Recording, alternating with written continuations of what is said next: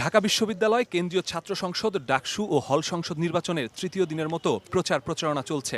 সকাল থেকেই শিক্ষার্থীদের দাঁড়ে দাঁড়ে ঘুরছেন প্রার্থীরা।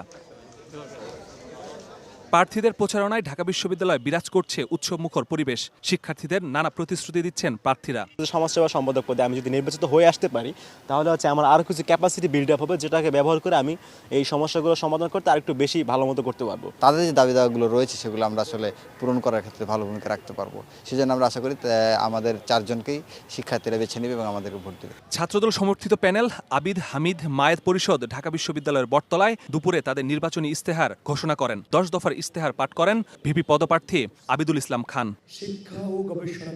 এ সময় শিক্ষা ও গবেষণার মাধ্যমে নিরাপদ ও নারী শিক্ষার্থী বান্ধব ক্যাম্পাস, কারিকুলাম এবং পরীক্ষা ব্যবস্থার আধুনিকায়ন, কার্যকর ডাকসু ও আন্তর্জাতিক পরিসরে বিশ্ববিদ্যালয়ের সম্পৃক্ততা সহ 10 দফা অঙ্গীকার তুলে ধরা হয়। 13টি মশলার এক দারুণ কম্বিনেশনে তৈরি ইফাত রশিদ বিরিয়ানি মশলা। উৎসব এখন প্রতিদিন। কারিকুলাম, অবকাঠামো ও পরীক্ষা ব্যবস্থার আধুনিকায়ন এবং গবেষণার মান উন্নয়ন।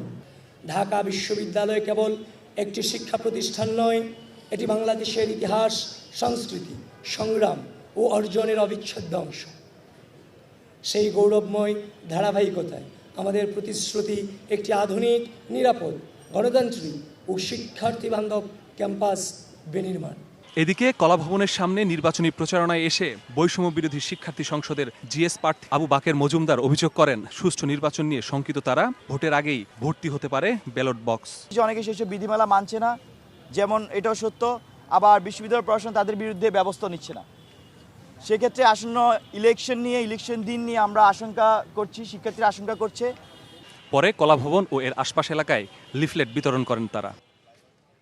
মাসুদুর রহমান, সময় সংবাদ, ঢাকা।